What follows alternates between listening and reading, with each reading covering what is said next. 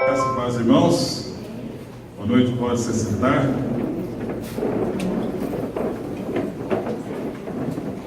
Muito importante esse tempo de oração.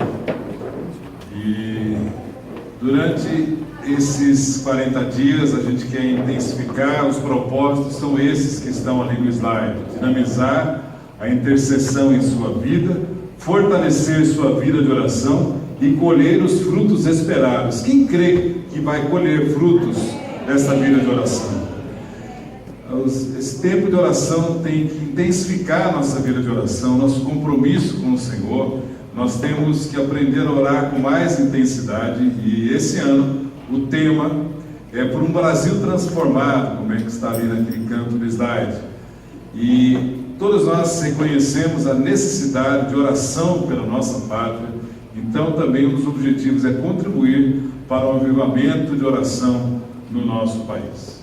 E durante esses 40 dias, conforme foi falado, temos ainda mais reuniões, temos 3 motivos diários que são apresentados, e também as nossas ministrações aqui são sobre orações biográficas. O Paulo nos trouxe uma palavra abençoada no domingo passado, falando sobre a oração de Ezequias. No próximo domingo, o Alexandre irá refletir sobre a oração de Josafá. Depois teremos uma outra ministração, e depois nós teremos o Vitor Rodrigues encerrando aqui os 40 dias, estará conosco também no domingo. É um tempo de Deus, e a gente crê que o Senhor está falando conosco de uma forma especial. Nesta noite, nós vamos refletir sobre a oração da alma, que está baseado no Salmo 42. Salmo 42, a oração da alma. Eu vou pedir que você abra o texto e depois permaneça com o mesmo aberto, para que possamos seguir a reflexão. Salmo 42, a oração da alma.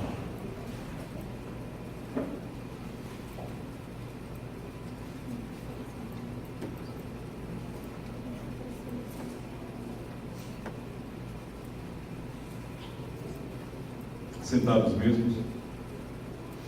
Como a corça anseia por águas correntes, a minha alma anseia por ti, ó Deus. A minha alma tem sede de Deus, do Deus vivo. Quando poderei entrar para apresentar-me a Deus? Minhas lágrimas têm sido meu alimento de dia e de noite, pois me perguntam o tempo todo: onde está o seu Deus? Quando me lembro dessas coisas, choro angustiado, pois eu costumava ir com a multidão, conduzindo a procissão à casa de Deus, com cantos de alegria e de ação de graças, em meio à multidão que festejava. Por que você está assim tão triste, ó minha alma? Por que está assim tão perturbada dentro de mim? Ponha a sua esperança em Deus, pois ainda o louvarei. Ele é o meu Salvador e o meu Deus. A minha alma está profundamente triste, por isso de ti me lembro desde a terra do Jordão, das alturas do Hermon, desde o monte Mizar. Abismo chama abismo, ao rugir das tuas cachoeiras, todas as tuas ondas e vagalhões se abateram sobre mim. Conceda-me, o Senhor, o seu fiel amor de dia, de noite esteja comigo a sua canção, é a minha oração ao Deus que me dá vida. Direi a Deus, minha rocha: por que te esqueceste de mim? Por que devo sair vagueando e pranteando, oprimido pelo inimigo? Até os meus ossos sofrem agonia mortal, quando os meus adversários zombam de mim, perguntando-me o tempo todo: onde está o seu Deus? Por que está assim tão triste, ó minha alma? Por que está assim tão perturbada dentro de mim? Ponha a sua esperança em Deus, pois ainda o louvarei. Ele é o meu Salvador e o meu Deus. Amém. Senhor, nós queremos agradecer por este momento, quando estamos aqui te cultuando e já fomos tão edificados nesta reunião. E agora te pedimos que o Senhor nos dê sabedoria e revelação no pleno entendimento de Jesus Cristo, para que sejam abertos os nossos olhos e que possamos, Senhor, entender a reflexão da Tua Palavra e colocá-la em prática através da dinâmica do Teu Espírito, em nome de Jesus. Amém. Como o Marcelo falou aqui de Santo Agostinho, ele descobriu que o melhor modelo para desenvolver a integração das experiências do passado, do presente e do futuro era a oração audível de um salmo. E particularmente o Salmo 42 tem essa propriedade. Ele está dividido nesses 3 tempos: no passado, no presente e no futuro. O seu autor são os filhos de Coré, são os autores. Eles eram responsáveis pelo louvor no templo de Jerusalém e como responsáveis depois colocaram musicalidade no salmo. E muitos salmos são modelos de oração, são ferramentas no desenvolvimento da nossa oração e da nossa fé.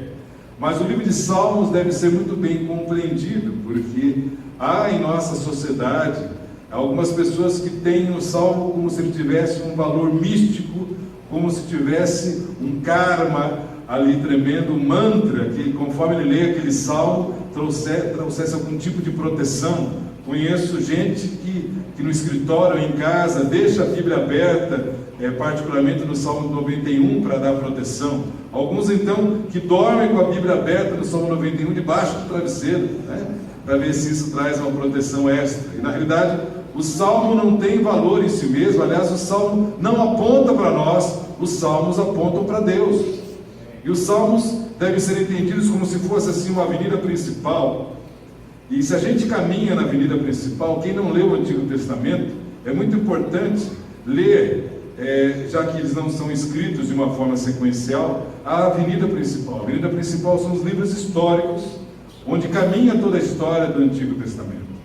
E aquilo que a gente tem no paralelo são os livros proféticos, que são os homens que viveram aquela história, e tem os livros poéticos, que são as emoções das pessoas que vivenciaram aquela história, e os salmos são particularmente os livros poéticos.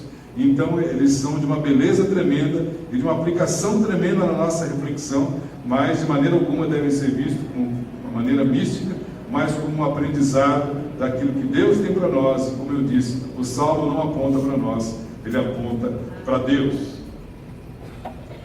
E nesse mundo que a gente vive, cada vez mais com uma tendência ao secularismo ateu, Deus, na nossa sociedade, estão tentando colocá-lo para fora do centro. Ele é zombado nos meios acadêmicos, na mídia e nas ruas. Há toda uma ação para tirar Deus do centro da sociedade.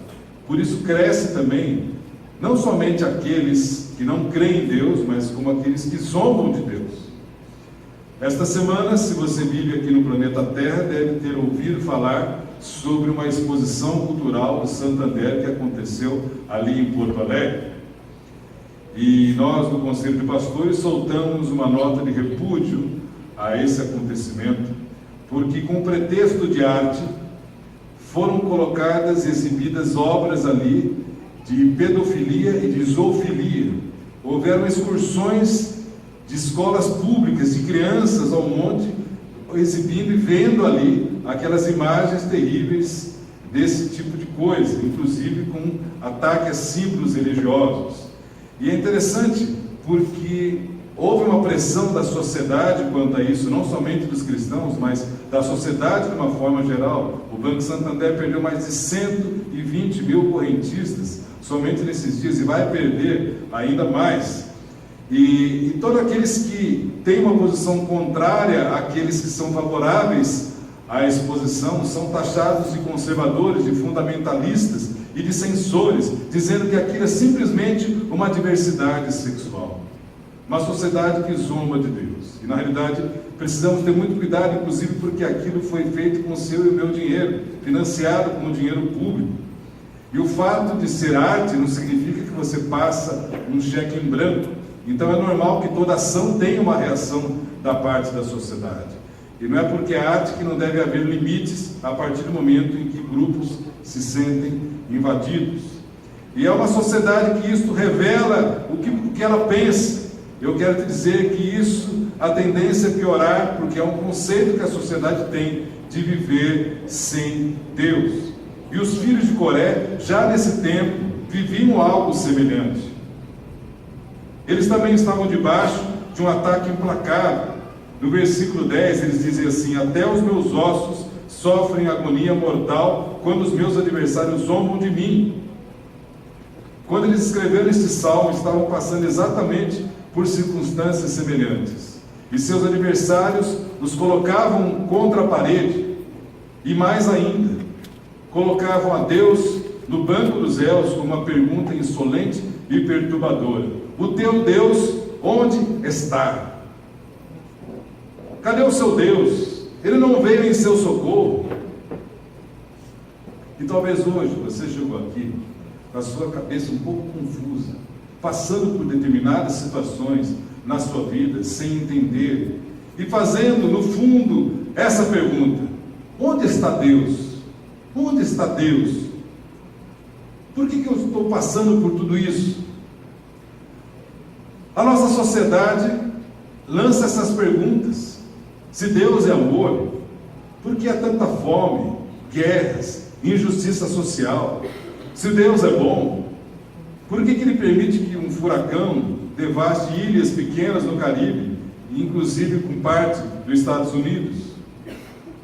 E o salmista responde a essas afrontas afirmando a sua confiança em Deus, apesar das circunstâncias adversas. Ele reconhece que Deus é soberano e não pode ser domesticado pelos homens. Presta atenção que eu vou repetir. Deus não pode ser domesticado pelos homens. Deus não se presta a ficar fazendo aquilo que os homens querem que Ele faça. Ele é soberano, Ele é Deus, Ele tem os seus caminhos e tem os seus próprios planos. Esse é o Deus que nós servimos. Deus não se submete à pressão dos homens, mas continua agindo conforme os seus propósitos. E longe de se chocar com as mazelas que acontecem nesse mundo, o salmista reafirma a sua confiança na infinita misericórdia de Deus. Longe de ceder aos ataques adversários, ele fala que Deus é confiadamente a sua rocha, e ele demonstra que, independente de circunstâncias, ele confia no caráter de Deus. E, meus irmãos, isso é tremendamente importante, confiarmos no caráter de Deus, porque sabemos quem é Deus. Quem conhece a Deus e sabe quem Ele é, confia que, independente do que você está passando, independente de você estar entendendo ou não o que está acontecendo, eu continuo confiando naquele que é bom, naquele que é amoroso, o meu Pai querido, que tem o melhor preparado para mim. Meus irmãos, isso na hora da luta, na hora da tribulação, é fundamental confiarmos no caráter de Deus. Porque Deus não criou o homem com o propósito de fazê-lo sofrer. Pelo contrário, a criação foi realizada com o propósito de que o homem gozasse da presença do Senhor e andasse em plena harmonia com Ele. Na realidade, a enfermidade, a dor, o sofrimento, as guerras, o desequilíbrio da natureza e os demais mazelas que assolam a vida tiveram a sua origem no pecado. E os salmos têm exatamente essa propriedade, devem nos inspirar numa linguagem de oração, numa linguagem de intimidade, de relacionamento pessoal entre nós e Deus. O grande problema é que o pecado contaminou a humanidade, e por causa disso, todos nós estamos vulneráveis ao sofrimento. Inclusive, o pecado trouxe um desequilíbrio total da natureza. O pecado fez com que o mundo mudasse completamente. Mas o salmista está consciente de que o mal nem sempre é julgado na hora em que é cometido. Os homens podem escapar dos tribunais humanos, mas um dia todos estarão diante do tribunal de Deus. Deus, ao seu justo tempo, vai julgar a cada um. O que a Bíblia está querendo nos mostrar é o seguinte: nada vai ficar assim final de feira. nada assim, deixa para lá, as coisas como estão, não. Deus é justo e trará na sua justiça o julgamento reto a cada um. E aqueles que são justos, ainda que sofram agora, desfrutarão das bem-aventuranças. Essa é a nossa alegria, esse é o nosso consolo de um Deus que é justo. E eu gosto demais dessa frase do Hernandes Dias Lopes, quando ele diz: a verdade incontestável não é Deus quem está no banco dos réus, o homem é que terá que prestar contas de sua vida a Deus, o juiz de vivos e de mortos. Nosso Deus é soberano e não está no banco dos réus. Ele domina, Ele controla e Ele governa. Mesmo que tudo na sua vida hoje apareça um caos, fica tranquilo, alguém está sentado no trono. Esse alguém é o nosso Deus soberano sobre todas as coisas. Louvado seja o Senhor. Esse salmo eu quero dividir em 3 partes para facilitar a nossa compreensão. E o primeiro ponto é o desejo do salmista, versículos 1 e 2. É muito interessante porque ele exprime várias emoções em conflito. Ele exprime ansiedade e ao mesmo tempo exprime confiança. Ele diz que o grande problema é que a razão da sua crise é que a presença de Deus não é mais sentida. Ele não consegue mais discernir a presença de Deus na sua vida como antes. Ele lembra de tempos atrás, quando isso acontecia, quando ele experimentava da presença de Deus, e agora não experimenta mais. E na realidade, meus irmãos, essa é uma percepção, conforme eu disse, emocional do salmista. Todos nós sabemos que Deus é onipresente e Ele está presente em todos os lugares. E sabemos que Deus não vem, faz uma visitinha e vai embora. Quando nos entregamos ao Senhor, diz que o Espírito Santo vem e o Senhor passa a habitar dentro de nós. Você crê nisso? Amém. Então põe a mão assim no peito e fala: o Espírito Santo habita dentro de mim. Se o Espírito Santo habita dentro de você, meu irmão, você nunca está sozinho. Se o Espírito Santo habita dentro de você, a presença de Deus está sempre em você. O grande problema é que nem sempre discernimos essa presença, porque nossos olhos ficam embaçados, as nossas emoções ficam confusas, e nem sempre percebemos essa presença de Deus. Por isso, temos que orar, para que o Senhor nos dê consciência da sua presença. E o salmista fala que ao mesmo tempo ele se sentia seco e árido. Por isso ele usa a metáfora aqui no versículo 1 da corça. Ele diz assim: como a corça anseia por águas correntes, a minha alma anseia por ti, ó Deus. E corça é uma cabra das montanhas. Essa região de Israel, como todo o seu entorno, é uma região conhecida por ser uma região árida, com poucas chuvas e muito deserto.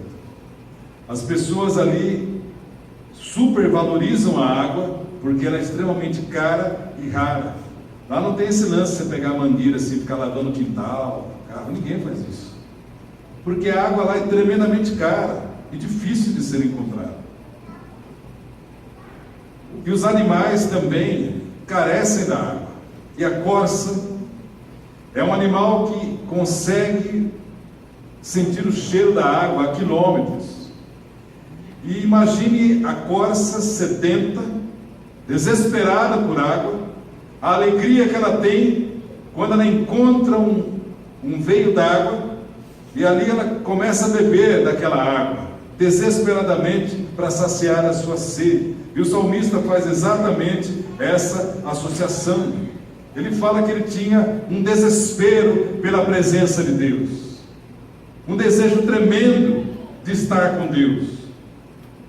Assim como a corça era desesperada por encontrar água, assim o salmista tinha desespero pelas questões de Deus. Eu quero te dizer que o anseio pelas coisas espirituais, a sensação interior que se traduz por sede de Deus, é que determinam a frequência e intensidade de oração em nossas vidas. Quem tem sede de Deus, quer orar mais. Quem tem sede de Deus, nunca está satisfeito. Quem tem sede de Deus, quer crescer espiritualmente. Ele nunca está conformado pela sua maneira de agir. Ele quer mais santidade, ele quer mais intimidade, ele quer maior envolvimento com as coisas do Senhor. E isso faz com que ele queira intensificar a sua vida de oração. Agora, quem não tem sede, acostuma a orar automaticamente. Ora por eles pontos A, B, C, tá, o Senhor abençoa minha vida, minha família, dá bênção, dá isso, aquilo e pronto. A nossa sede de Deus intensifica a nossa vida de oração. E eu te pergunto, como está a sua vida de oração? Como está a sua sede em relação a Deus? Você está inconformado, quer mais do Senhor, quer intensificar a sua vida de oração? E conforme foi falado aqui, esses 40 dias de jejum e oração, essa campanha, tem como objetivo exatamente a gente intensificar a vida de oração, alargar a nossa visão para orarmos além de nós mesmos, além de você orar simplesmente pelas suas coisas. Vitor Rodrigues, quando esteve aqui, falou sobre isso. Conforme vamos crescendo no Senhor, vai mudando a nossa oração. No começo você ora só pelas suas coisas, mas você vai crescendo, começa a orar pelos irmãos, pela obra, pelo país. Você começa a alargar a sua visão e começa a orar pelas questões do reino, e você começa a orar por aquilo que está no coração de Deus. Você tem crescido na sua vida de oração? Ou vai passar uns 40 dias e Deus está se movendo e falando, nós temos testemunhos, sexta-feira foi uma bênção tremenda, mas se nada mudar na sua vida, é só orando juntos por motivos diários, você nem aí, reuniões extras de oração, vigia, totalmente diferente, nada muda na sua vida. E se isso está acontecendo, eu estou querendo te dizer que você está fora do mover de Deus, porque Deus está se movendo dessa maneira. E é fundamental, irmãos, que estejamos entendendo isso. Temos que sair melhores desses 40 dias de jejum e oração, como pessoas, como famílias e como igreja. Temos que sair melhores. Você vai se virar para o irmão e vai falar: nós vamos sair melhores desses 40 dias de oração. Vamos sair melhores. Martinho Lutero dizia que a oração é o suor da alma. A oração é o suor da alma. E quanto mais intensificamos a nossa vida de oração, maior é esse desejo de intimidade com o Pai. Esse segundo ponto é o desespero do salmista. O salmista lembra o que Deus fez por ele no passado. Na hora da aflição, a nossa tendência é de uma amnésia espiritual, um bloqueio. A gente esquece tudo aquilo que Deus já nos fez, a sua bênção, sua provisão, seu cuidado. A gente começa a olhar aquela situação, um desespero, como um fim em si mesmo. E é fundamental trazer à memória aquilo que nos dá esperança, lembrar tudo aquilo que Deus já nos proporcionou e sua intervenção divina, sua providência. E nesse desespero do salmista, ele demonstra algumas características interessantes. Primeiro, este homem não fala com o próximo ou com Deus, mas fala sozinho para si mesmo. É muito interessante, porque ele fala sozinho. Ele começa a falar com ele mesmo. E antes de parecer um camarada maluco, eu quero dizer que essa prática é muito boa. Falar sozinho. Antes de você orar, você refletir nas suas motivações. Senhor, isso que eu vou pedir, qual é a minha motivação com isso? E através do Espírito Santo, Ele nos ajuda a discernir se é algo para o nosso próprio bel prazer, para a nossa conveniência, ou se é para a glória de Deus. Porque se não fazemos isso, corremos o risco de palavras desconexas, de fazermos uma reza. Senhor, faz isso sem profundidade, sem carga e sem intensidade naquilo que nós estamos orando, de uma forma automática. O segundo ponto, o salmista mostra que não existe nenhuma petição no salmo É muito interessante. Ele não pede nada além da presença de Deus. O problema não era que ele estava mal financeiramente, precisava ganhar mais, ou precisava esparecer, sair de férias. Não! O que faltava era a comunhão estreita com Deus. E era isso que ele desejava desesperadamente. Esse salmo não tem confissão de pecados. E aí, irmãos, existe um fator extremamente importante. Porque o salmista está em crise. E se ele tivesse um pecado, isso se resolve. O grande problema não é o pecado, é a falta de confissão e arrependimento. Mas ele não identifica um pecado. Ou seja, ele está numa crise espiritual e não consegue identificar um pecado. O problema é outro. A razão da sua crise de fé foi um esfriamento e um esvaziamento espiritual sutil e gradual. Algo que foi acontecendo em doses homeopáticas. Quando ele percebeu, o coração dele estava árido, estava seco. E aí ele percebe que ele está frio, que ele não tem mais o mesmo prazer pelas coisas de Deus do que antes, que ele participa da igreja, mas ele virou uma pessoa ácida, crítica, não consegue enxergar coisas boas, só consegue ter palavras críticas, só consegue ser negativo, e vai fazendo concessões. É no seu tempo devocional, ele não ora mais como antes, ele não tem mais o mesmo estudo da palavra de Deus, ele era uma pessoa ponta firme em todas as reuniões, e hoje por qualquer motivo ele falta. Ele era uma pessoa fiel no seu dízimo, e hoje qualquer coisinha faz com que ele não dizime mais. Ele vai negociando os seus princípios, os seus valores, começa a estimar o seu pecadinho de estimação, e vai trabalhando isso de uma maneira em que coisas que ele buscava tanta santidade, ele já acha normal. Ver determinadas coisas na internet, falar determinadas coisas, determinados gestos. Meus irmãos, a pessoa vai se tornando amiga do mundo e consequentemente inimiga de Deus, e isso vai afligindo as áreas da sua vida, no seu relacionamento com Deus, no seu relacionamento consigo mesmo, no seu casamento, na família, no relacionamento entre irmãos. E aquele irmão, aquela irmã que era uma bênção no passado, se torna uma pessoa difícil quando não se afasta, porque o coração foi se esfriando. Não é de uma hora para outra, é de uma maneira sutil e gradual. É muito interessante porque esse salmo não é linear, não é um salmo linear, não tem começo e fim, não é constante. Ele está cheio de aparentes contradições. Ele faz perguntas que ele mesmo responde. E se nós analisarmos a nossa vida, nós somos assim também. Temos tantas contradições. Quantas vezes estamos tão felizes com determinadas coisas, bênçãos que Deus deu, de repente uma outra aflição já nos derruba, e você já fica com isso. Eu quero dizer que Deus não se surpreende com isso, porque Ele nos conhece. Deus nos conhece. Deus não se abate com o nosso desânimo, nem se empolga também com o nosso entusiasmo. Ele tem os seus caminhos e tem os seus próprios planos.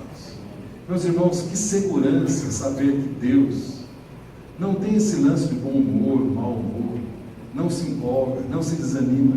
Ele continua sendo Deus. É isso que nos traz a confiança, é isso que nos traz o ânimo, porque nós, homens e mulheres, somos volúveis. E exatamente por sermos tão volúveis em nossas inseguranças, em nossa instabilidade humana, nós precisamos orar.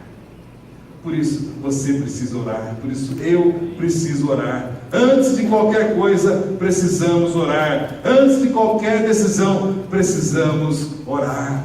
Porque a oração é que nos traz a maturidade em Deus. A oração que nos leva exatamente a levar essa vida de dependência do Senhor. E Deus nos criou para isso. Uma frase muito interessante de Eugene Peterson, ele diz o seguinte: aprender a orar é não aprender nada novo, mas recuperar a nossa primeira linguagem. Deus nos fez para essa interação. Deus nos fez para conversarmos com Ele, para estarmos, para termos plena comunhão com Ele.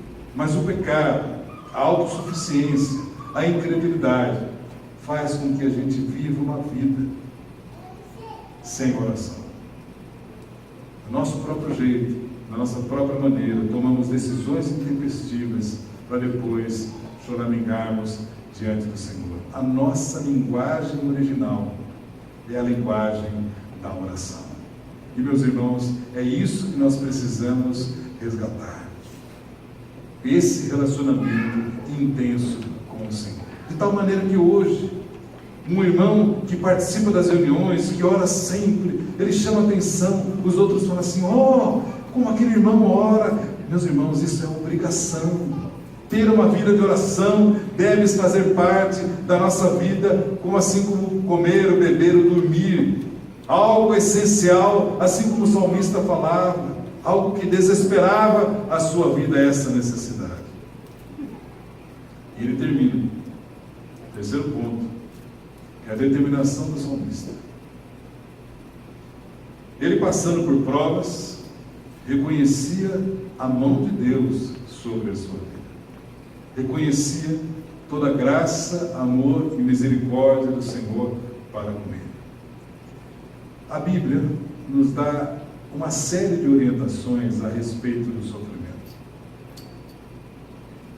A grande questão é nós aplicarmos aquilo que a Bíblia nos orienta em nosso dia a dia, para que aquilo que é teórico passe a ser prático, para que a letra se torne vida dentro de nós, através da obra do Espírito Santo, para que na hora da aflição, na hora da dificuldade, não saiamos desesperados de um lado para o outro, se arrancando os cabelos, é como se tudo tivesse acabado. Não!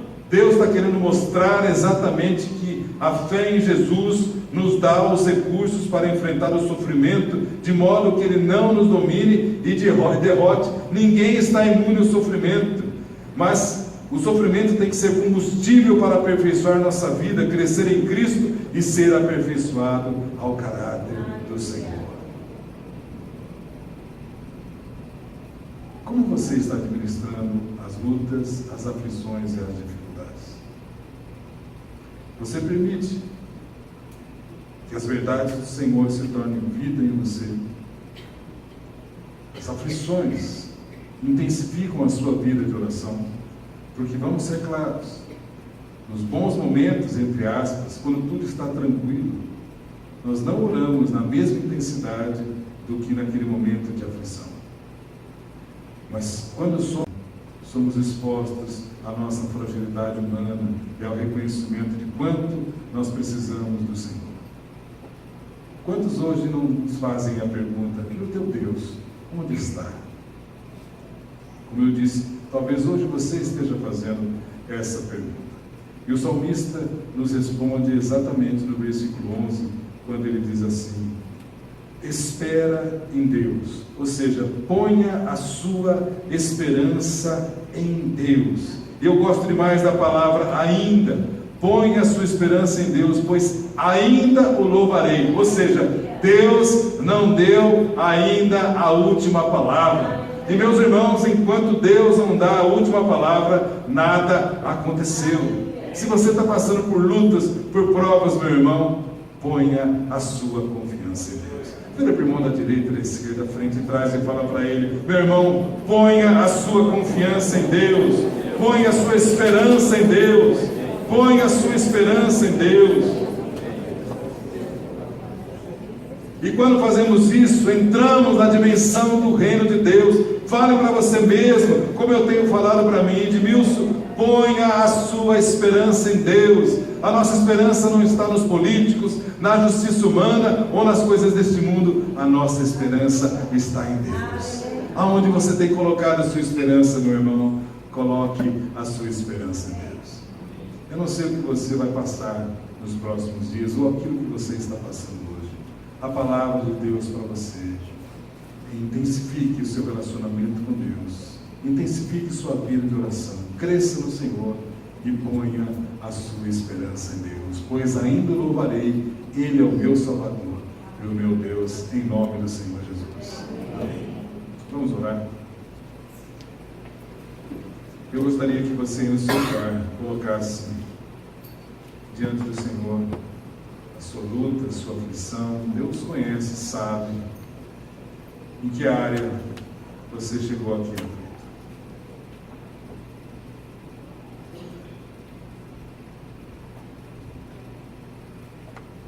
Muitas vezes você entendeu por que essas coisas estão acontecendo.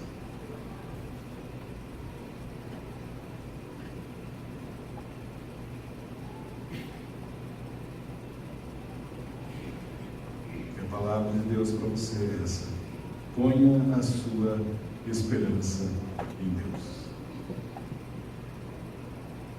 Não ponha em você mesmo, nos homens. Ponha a sua esperança em Deus. Obrigado, Senhor, por este momento, quando nós pudemos, como igreja, refletir na Tua palavra. Quando refletimos sobre uma oração, queremos fazer desta oração a nossa oração. Não queremos estar envolvidos com a vida de tal maneira em que o Senhor esteja falando, gritando aos nossos ouvidos, e nós continuemos a nossa vida como se nada tivesse acontecendo. Queremos ser levados à maturidade, queremos crescer. Queremos o Senhor como alguém íntimo. Queremos crescer na oração. Não estamos satisfeitos, queremos mais de Ti, Senhor. Eu quero Te rogar por cada irmão, cada irmã que chegou aqui, Senhor, com o seu coração talvez confuso, abatido, com o coração apertado, Senhor. Nós Te pedimos pela Tua graça, a Tua intervenção. Que o Senhor traga graça, sabedoria e discernimento nos tempos. E que nós, como igreja, sejamos levados à maturidade. A colocarmos a nossa confiança e esperança tão somente no Senhor, em nome de Jesus. Que tenhamos uma semana frutífera e abençoada. Que a graça e o amor do Senhor Jesus, a paz de Deus nosso Pai e a consolação do Espírito Santo esteja sobre toda a igreja de Deus, para uma semana frutífera, abençoada, para a glória do Senhor, em nome de Jesus. Amém. Abraça os irmãos que estão ao seu lado, uma semana abençoada.